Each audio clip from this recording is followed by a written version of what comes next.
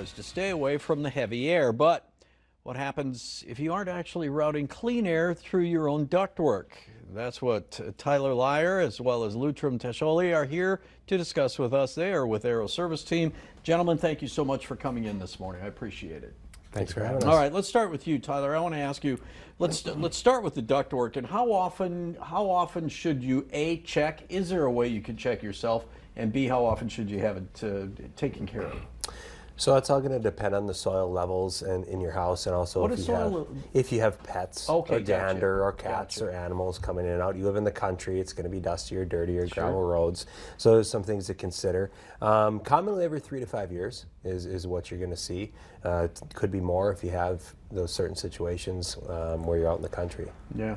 And Lutram, as the manager of the carpet and duct cleaning division of Aero Service Team, I would imagine you see some that probably aren't done as frequently as they should, and you see some real messes, don't you? Yeah, absolutely. You know, with the benefits that you get out of a duct cleaning is the dust control. That's the main one.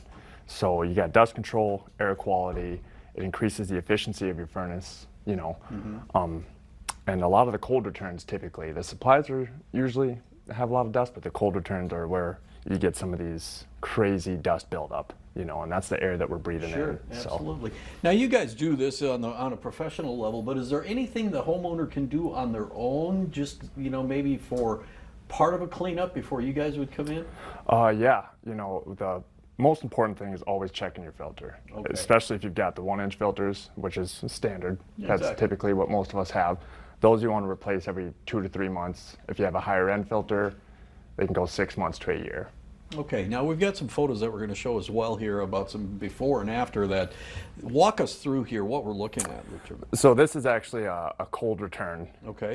You can see the electrical line. Well, you can't see it right now, but there's electrical line going through there, and that's all the dust that's building up. That is crazy. Now, is this a dryer vent here? This is a dryer vent right here, yes. We're going to touch on that here in a little bit too, but I think the next photographs that we're going to see are what you guys have done to clean it out. That's amazing. Yeah, there's that electrical line I was talking about, and you know, when that builds up that bad, it also reduces the airflow that you're getting through the home. And what airflow you are getting is coming out with some dust. And that's a dryer vent. We're going to talk about that in a second here, because you know, there's some real dangers that go with this that can happen if it's not taken care of. But I want to ask you, you had mentioned HVAC systems and how much easier it is on that system for it to work if that's clean. What kind of a difference does it make for your air conditioning in your furnace? Absolutely. You know, when you clean out the inside of the furnace after we've cleaned all the ducts, we do the blower motor and the AC coils as well, and those typically hold some dust as well. Sure. So that helps the efficiency of the furnace.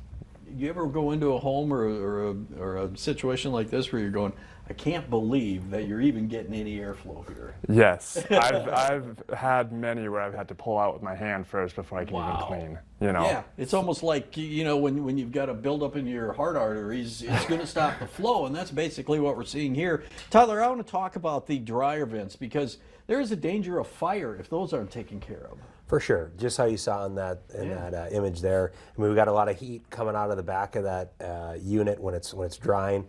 So also efficiency for him to get in there and clean that so it can flow properly. You get a spark or we get something in there.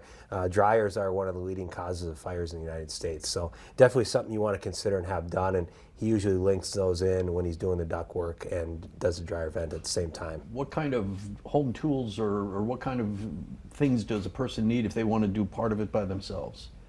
Well, they do sell kits, kits that you can attach to a drill, you know, Lowe's, Menards, but those kits aren't going to be able to get as deep as we can. We go from the exterior of the home to the back of the dryer, you know, depending on how long your run is. If you've got a 5-8 foot run, you might be able to do it yourself. Exactly. But some homes will have a 15-foot run. Yeah, makes it almost impossible. All right, that's why you contact Aero Service Team for all these kind of things. One final thing that you want to leave people with, Lutram, as far as just a word of warning in getting these things taken care of. Check your filters, check your lint trap, and if you notice you got a lot of dust, that's always something that is such an important thing. Clean that lint trap after you dry. That's going to make a big difference for efficiency and everything else. Gentlemen, thank you so much. Appreciate your time. Thank you. Thank you. All right.